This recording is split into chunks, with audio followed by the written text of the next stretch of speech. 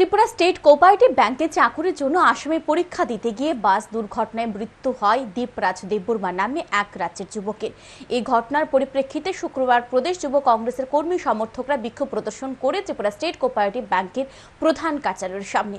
দীর্ঘ সময় বিক্ষোভ প্রদর্শনের পর প্রদেশ যুব কংগ্রেসের এক প্রতিনিধি দল ত্রিপুরা স্টেট কোঅপারেটিভ ব্যাংকের প্রধান কার্যালয়ে প্রবেশ করে ব্যাংকের এমডির অনুপস্থিতিতে ভারপ্রাপ্ত এমডির সাথে সাক্ষাৎ করে।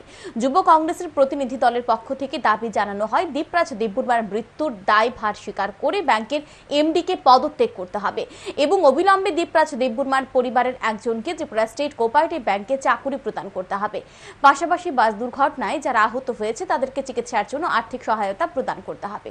যুব কংগ্রেস নেতৃত্বরা জানান, ব্যাংকের ভারপ্রাপ্ত এমডি জানিয়েছেন শুক্রবার বিকেলের মধ্যে তিনি ব্যাংকের ম্যানেজিং কমিটির সাথে আলোচনা করে তাদের সিদ্ধান্তের বিষয়ে জানিয়ে দেবেন। যুব কংগ্রেস নেতৃত্বরা স্পষ্ট জানিয়ে দেন, ব্যাংক কর্তৃপক্ষ তাদের দাবি না মানলে তারা আগামী দিনে তীব্র আন্দোলন গড়ে তুলবে এবং ব্যাংক কর্তৃপক্ষকে বাধ্য করবে তাদের দাবি মানার জন্য।